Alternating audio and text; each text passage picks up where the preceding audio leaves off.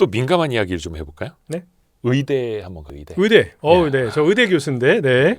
의대 교수님이 의대 오지 말라고 하는 말씀은 이제 안 하시겠습니다만 사실 최상위 인재들이 의대로 쭉 쏠려가고 있지 않습니까? 그렇죠. 중국은 최상위 인재가 다 공대 의대로 가고 가고 있고. 네. 우리나라는 의대로 가고 있고 네. 현재 상황에서 과연 이게 조금이라도 완화될 가능성은 있다고 보세요? 지금 별로 없죠. 아예 없는 수준이죠. 정말 특단의 조치가 있지 않는 한. 이게 어느 정도 심각한 거냐 하면요. 네. 한 나라의 최고의 탤런트가 1등부터 3051등까지 한 전공을 하는 것은 인류 역사상 존재하지 않았다. 그걸 처음으로 이룬 나라가 대한민국이다.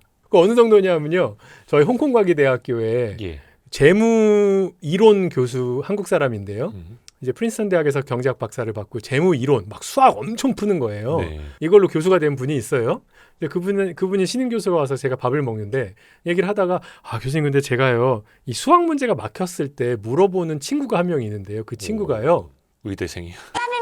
레지던트래요. 정말 제가 그걸 보면서 경제학과 수학과가 아니라 이게 정말 얼마나 우리나라의 탤런트가 탑 탤런트의 미스 엘로케이션인 거죠. 사실은 이제 전공이 내가 이쪽에서 뛰어나면 얘를 여기로 보내고 이쪽에서 뛰어나는 애들 여기로 가고 이렇게 하면서 이제 국가의 탤런트가 엘로케이션이 잘 되는 건데 우리나라는 한쪽으로 다 몰려 있는 상황인데 이게 개인의 레벨으로 보면은 굉장히 합리적인 선택이에요.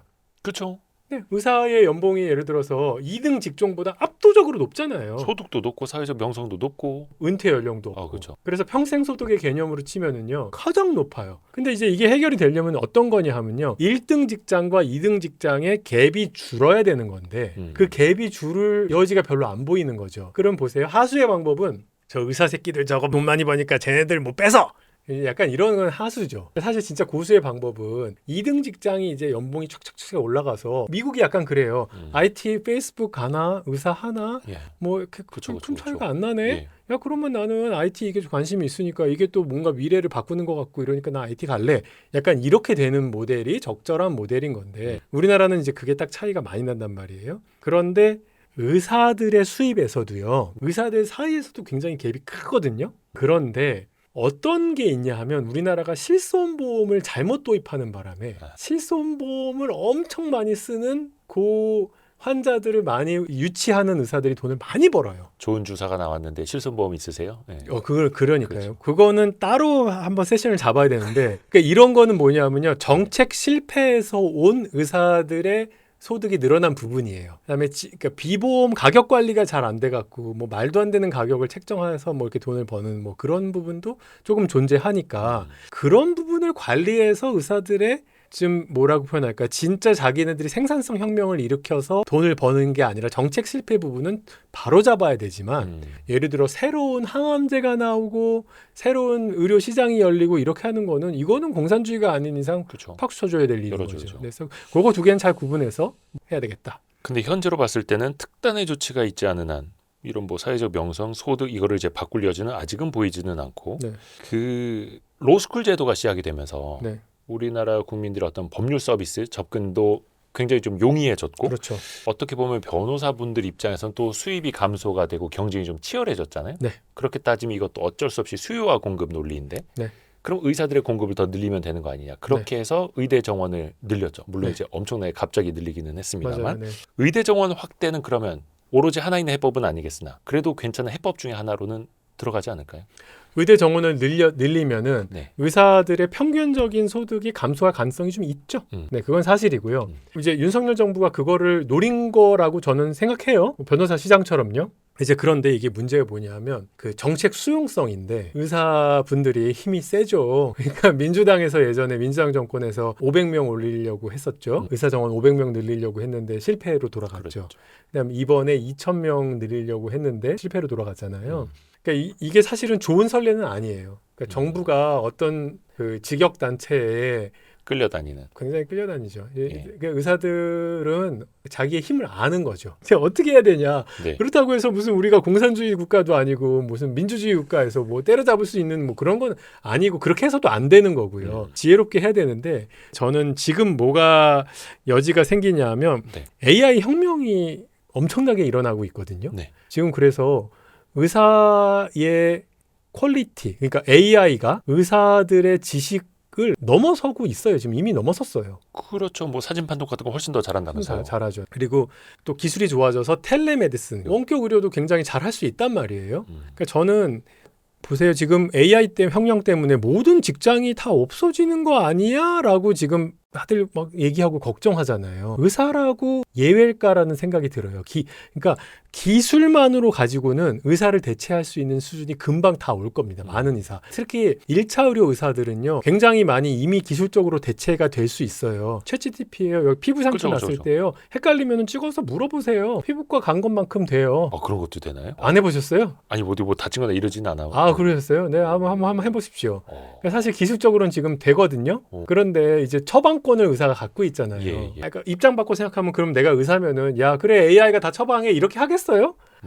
막으려고 여러 가지 이유를 대면서 막으려고 하겠죠. 그렇죠. 네, 그래서 저는 그냥 의사를 늘려서 경쟁을 높여서 의사 소득을 줄이는 방법은 지금은 하수의 방법이라고 생각하고요. 네. 대신 오케이 의사 수를 안 늘려도 좋은데 그 대신 원격 의료라든지 아니면 AI를 많이 의료 현장에서 좀 리플레이스 할 수 있는 방식은 좀 받아줘야 되지 않겠니라고 좀 그런 쪽으로 그 의사협회와 보건복지부가 딜을 해야 되지 않을까라고 생각하고 있어요. 타협을 하자는 거죠. 네. 의대 증원 급격하게 하지 않는 대신에 네. 원격 의료랑 AI 판독 시스템 이런 거는 좀 받아들여. 그걸 열심히 받자. 그럼 네. 당신네들도 진료해드리는 시간이나 이런 것도 많이 또 축소할 수 있잖아. 이런 식으로도. 네. 근데 어찌됐든 간에 또 의사단체에서는 또 싫어하기는 싫어하죠. 그러니까 지금 이제 의대단체는 텔레메디슨도 여태까지 계속 반대했고 그랬는데. 근데 지난번에 팬데믹 당시에 그래도 조금 그래서 논문이 다 나왔어요. 그게 차이가 없다고. 네. 그래서 그렇죠. 사실 생각해 보면은 대면 진료가 필요한 순간이 오면요, 오세요 이렇게 하면 되잖아요. 그렇죠. 빨리 오세요. 네, 이렇게 보다가 이거는 이거 아니에요. 이거 당장 오세요. 이렇게 할 수 있기 때문에 충분히 가능한 얘기고 오히려 의사협회는 좀 그런 부분들을 좀 전향적으로 받아주시고 정부도 의사 수 늘리는 데에 포커스 하지 마시고 요거를 테크놀로지를 좀 풀고 의사협회가 좀 많이 벌을 좀 받아줄 수 있게끔 노력하자. 이런 딜을 하자라는 게 저의 제안입니다. 의사단체도 정부도 조금씩 이제 양보하면서 이거는 타협을 해야 하는 거니까요. 네. 보세요. 의사 정원 늘리잖아요. 의대 정원 늘리면요. 네. 15년 뒤에 그 사람들이 의사로 활동할 거 아니에요. 지금부터. 지금부터 양성해도. 15년 뒤에 우리의 세상이 지금 같은 의료를 하고 있을까? 15년 뒤에는 뭐 당연히 이제 AI를 안 쓸 수가 없을 세상일 테고. 네, 싱귤러리티를 넘어가고도 남음이 있지 않았을까? 특이점을. 네. 그렇죠. 이미 거의 다 와가는 것 같고. 또 교수님께서 예전에 그 칼럼 보니까 피부 미용을 비롯한 일부 의료 행위를 꼭 의사가 아니더라도 다른 전문가가 할 수 있게끔 허용하는 방안도 제시를 하셨더라고요. 저 완전 해야 된다고 생각합니다. 당연히 근데 이것도 의사분들은 반발을 할 텐데요. 네, 그러니까 문신. 지금 의사들이 아니라 문신사들이 하고 있잖아요. 얼마 전 법도 통과가 됐던데. 통과됐죠. 네. 그러니까 문신 정도의 수준에 준하는 그 레이저 시술이라든지 그런 것들이 있습니다. 피부 관리술 같은 것들. 그런 것들은 고거 자격증을 만들어서 좀 할 수 있게끔 해주면 저는 좋겠다고 생각합니다. 뭐 예를 들어서 피부 관리 클리닉 같은 것들을 조금 더 이렇게 용이하게 할 수 있게끔. 그렇죠. 네. 이렇게 되면 이제 피부과 의사분들이 좀 경쟁이 생기겠네요. 동네 병원에 피부 이런 거 하시는 분 중에 피부과 의사 아닌 분들이 더 많아요. 피부과 전문의는 전국에 5,000명밖에 안 되고요. 전문의는 아니고 일반의. 아니요. 다 산부인과 전문의가 그거 하고 있고 그래요. 소아과 전문의가 그거 하고 있고. 해도 되는 거예요? 전문의 타이틀만 안 쓰면? 아니, 이렇게 돼 있죠. 김현철, 전문의, 진료는 피부과 이렇게 할 수 있죠. 그건 괜찮은 거예요. 네.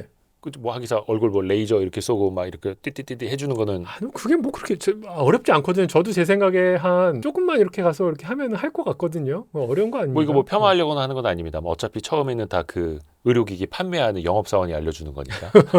그래서 그렇게 고난이도 아니고 이제 피부 미용 쪽으로 있는 정말 귀한 자원들이 우리 소아과 선생님들, 산부인과 선생님들 정말 그런 트레이닝 정말 어렵게 받으신 분들이 그거 하게끔 되어 있는 의료 시스템 이게 말이 되냐는 거예요. 산부인과 전문의가 피부과가 있는. 네, 근데 이분들이 잘못이 전혀 아니에요. 그러니까 앞에서도 말씀하신 것처럼 개개인의 합리적인 판단 하나하나가 모여서 국가의 방향이 이상해져 가는 거죠. 그렇죠. 그러니까 이거 국가 책임이에요. 국가의 인센티브가 잘못된 설계된 잘못이지 이게 개인은 굉장히 합리적 선택을 한 거죠. 그러면은 예를 들어서 피부 미용 같은 곳의 의료 행위를 다른 사람들도 할 수 있게끔 진입 장벽을 낮춰서 그쪽의 경쟁을 치열하게 만드는 대신 의료진들은 또 다른 쪽으로 갈 수 있게끔 해야 되는 거잖아요. 산부인과로, 응급의학과로 결국 그거는 또 의료 수가입니까? 네, 의료 수가도 있을 것 같고요. 네. 그다음에 우리 의사 선생님들이 엄청나게 똑똑하신 분들이잖아요. 뭐 우리나라 탑 탤런트가 갔는데 이런 분들이 창업도 할 수 있게끔 길을 여러 가지로 열어드려야 되고,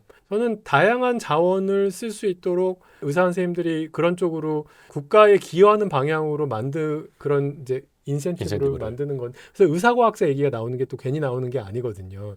의사과학자가 뭐냐 하면요, 의대 다니지만 과학자처럼 양성을 하고자 하는 거예요. 이것도 이제 연구 개발 많이 하는 그런 의사. 거죠. 그런 예. 거. 연구 개발하는 의사. 이제 이런 거에 막 이제 재원을 막 주는 거예요. 막 신약 개발하고 막. 신약 개발할 수도 있지. 그런 거.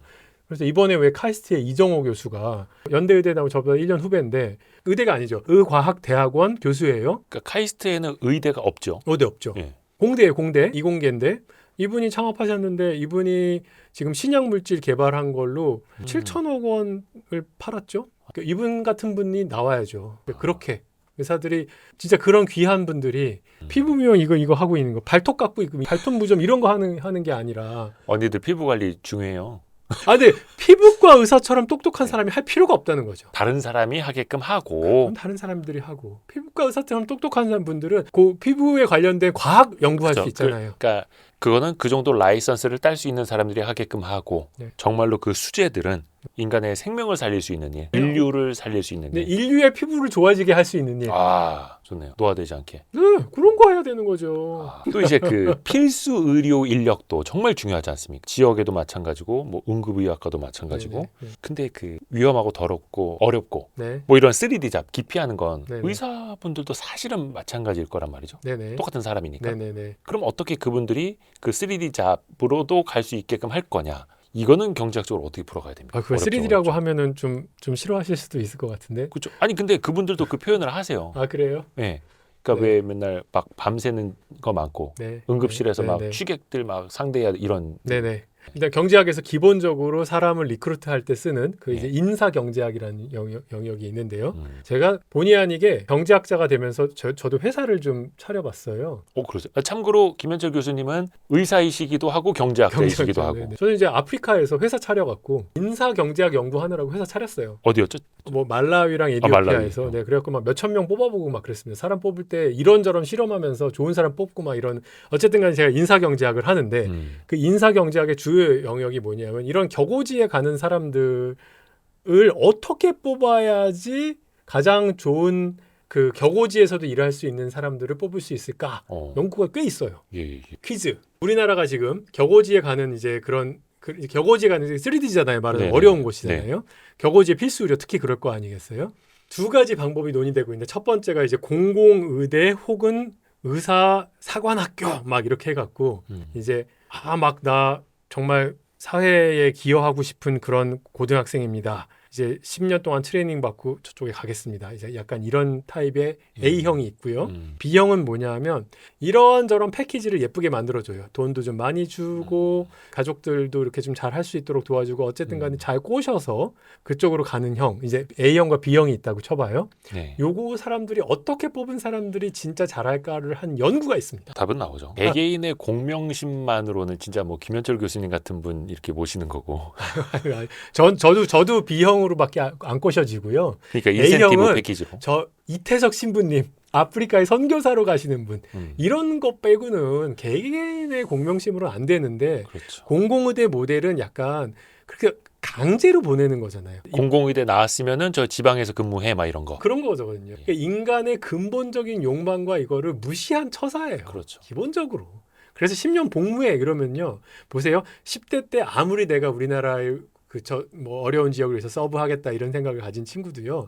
35살이 돼서 자식 있고 그러면은 정신 차리죠. 내가 왜 그랬을까? 그리고 후배들한테 말하죠. 너희는 절대 내 코스를 밟지 마라. 그리고 의무 복무 기간 끝나면은 바로 이사 가겠죠. 나 혼자는 희생해도 자식을 위해서는 그렇게 잘 안 하잖아요. 자식들이 그러죠. 아버지는 왜 그러셨나요? 의사 면허 어렵게 따셔서. 이렇게 되는 거거든요. 그래서 그 모델이 아니라 그분들이 잘 갈 수 있도록 돈과 명예와 그분들을 위한 이제 그 정주 여건을 만들어주는 게 전 필요하다고 생각하고요. 읍면동 레벨, 그러니까 읍지역, 군지역, 소멸되어 가고 있는 군지역에다가 추가로 의사를 배치하는 건 어리석은 일이에요. 아니 디맨드가 줄어들 게 보이잖아. 수요가 줄어드는데 거기다 공급을 왜 안 하냐. 거기다가 공급을 왜 해요? 그게 아니라 지방의 거점 도시에 갈 수 있도록 만들어줘야 되고, 지금은 지방 거점 도시에도 양질의 의사가 가기 힘든 구조인데 지금 지방의 거점 도시를 그래도 정주 여건을 잘 만들어주고 의사들한테 이런저런 패키지를 주고, 그러니까 일종의 병원에도 규모의 경제가 필요하다는. 완전히 그렇습니다. 퀴즈 하나 낼까요? 규모 경제에 관련돼서. 네네네. 물론 틀리겠습니다만. 아니요, 맞출 수 있을 것 같습니다. 기대는 하지 마십시오. 강원도 양구군에 산다고 생각합시다. 군인이에요, 군인. 양구에 살아. 우리 동네에 의사 한 명이 있는 산부인과에서 애를 낳는 것과 원주나 강릉에 산부인과 의사 10명이 있는 곳에서 애를 낳는 게 어디가 나을까요? 그러니까 예비 아빠 입장에서 봐도 그래도 20명 의사 있는 병원이 좀 안전할 거라고 느끼죠. 네, 당연히 그렇게 해야 되는 거예요. 그러니까 의사 수가 많아지면은 팀으로, 그러니까 일단은 혼자 있으면요 24시간 당직 체제예요. 의사가 버틸 수가 없어요. 버티지 절대 못해요. 이게 팀으로 존재해야 되고요. 규모 경제가 커지면은 팀 숙련도가 올라갑니다. 사고율이 줍니다. 오히려 더 안전하고. 훨씬 더 안전해요. 리소스가 모이고 그러면 이제 중환자실도 따라붙고 막 이렇기 때문에 지금 국민 여러분들께서 가까운 데 병원이 있는 게 중요한 거 이거 아니에요. 그러니까 어떤 동에는 어떤 리에는 산부인과가 하나도 없다. 어떤 군에도 산부인과가 사라지고 있다. 막 이런 게 대서특필되는데 그렇게만 볼 건 아니라는 거죠. 전혀 아니에요. 네. 이송 체계가 좋아지면 되는 거예요. 그렇게 치면요. 아니 호주나 미국의 그 땅덩어리 넓은 곳에 산모들과 아이들은 다 어떻게 된 거야? 그러네요. 생각해 보니까. 네. 그러니까 우리나라는 사실은 진짜 그냥 정말 큰 빅도시들의 산부인과만 잘 이렇게 진짜 완벽하게 잘 돌아가게끔 만들면 되지. 아니에요. 그렇죠. 사실은 이제 아이도 무슨 5분 만에 나오는 건 아니니까. 네네. 예, 진통 시작되고 또 시간이 필요하니까. 요거는 이제 애 셋 가진 아빠 입장에서 말씀드리는 겁니다. 병원에도 그래서 규모의 경제가 필요하다. 오히려 인구가 소멸하는 지역에 의사를 더 투입하는 거는 어리석은 일이죠. 그런 분들은 텔레메디슨을 풀어야 됩니다. 원격 의료. 그렇죠. 평소에 이제 뭐 영상 통화하듯이 의사 선생님이랑 그렇게 만들 수 있게끔. 네. 그러면 되는 거죠. 제가 수년 전에 한번 취재를 했었는데 그것도 있어요. 왜 초음파 진단기 있잖아요. 네. 그것도 무선이 있어요. 네. 그걸 수년 전부터 만든 스타트업이 우리나라에 있습니다. 네네. 그래서 아프리카 이런 데에서 이걸로 이제 힐세리온. 아시네요? 네. 힐세리온 사장님이 제가 아프리카에서 연구할 때 거기 그 일 하시더라고요. 그 초음파 2대 기증해 주셔서 되게 잘 썼습니다. 저도 그런 얘기했는데, 그러니까 그런 원격 의료를 또 충분히 할 수 있다라는 거니까. 네. 이제는 초음파 진단도 멀리 떨어진 의사 선생님이 봐줄 수 있고. 당연히. 제가 뭐 하고 있냐면요. 지금 아시아개발은행이랑 같이 부탄의 텔레메디슨 프로젝트를 하고 있어요. 부탄 혹시 아세요? 제일 행복한 나라. 인터넷 보급 전까지 제일 행복했던 맞아, 나라. 정확하게 그래요. 다 막아놨을 때는 행복했는데 다른 나라 보고 나니까 스마트 보면 뭐야 대한민국 이렇게 행복한데 우리는 왜 버스가 2시간만 한 대씩 와 이러고 있다고. 맞아요. 그 부탄에서 텔레메디슨을 하는데 이제 지역 거점 병원에도 거기는 CT를 읽어줄 이런 의사들이 없어요. 그거 어디서 읽는지 아세요? 어디서 읽게 하려고 그러는지 아세요? 다른 나라에서요? 일본에서 읽어요. 인도에서 읽고. 부탄에서 찍은 CT 그 사진을 실시간으로. 그러면 거기 뭔가 의료의 질이 확 올라가겠네요. 만약에 수술이 필요하면 이송하면 되고. 네. 그렇게 하고 있고요. 미국도 마찬가지로 미국은 이제 텔레스트로크라는 프로그램이 있습니다. 그건 뭐냐면 내가 중풍 맞으면요. 이제 빨리 혈전 용해제 넣고 막 그 처치를 해야 되거든요. 그거 이제 중풍 스트로크라고 하잖아요. 뇌졸중. 미국은 어떤 식으로 되어 있냐면요. 주에 거점 병원 하나 있고요.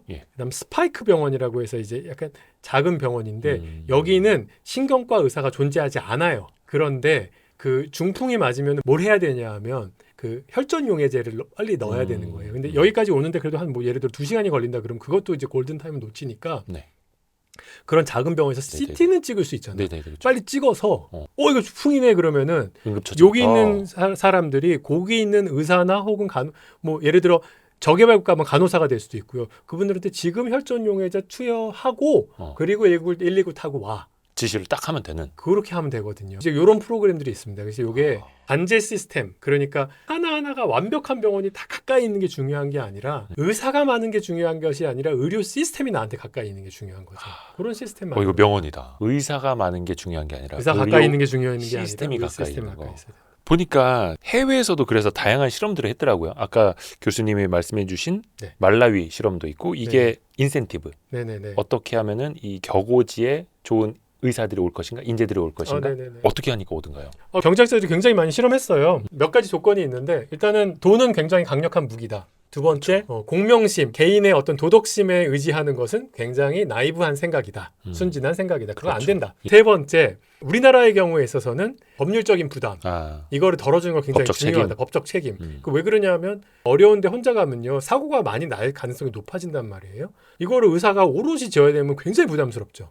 그래서 산부인과 그 혼자 일하시는 분들이 그냥 나가시는 거잖아요. 그래서 법적 책임을 저는 민사소송은 필요하다고 봐요. 왜냐하면 사고가 나면 책임은 지금 뭐 보상해야 되니까. 보상해야 되니까요. 이런 건 보험으로 풀 수 있는데 뭐 의사를 형사처벌한단 말이에요. 그래서 말도 안 된다고 생각합니다. 일부러 그런 게 아닌데 결과만 놓고. 네네. 그래서 이제 이런 거 굉장히 중요하고요. 그다음 지역 출신은 굉장히 또 내가 예를 들어서 부산 출신이다. 내가 대구 출신이다. 그러면은 그 동네로 갈 확률이 훨씬 높아집니다. 그래서 이번에 의사들 뽑을 때요.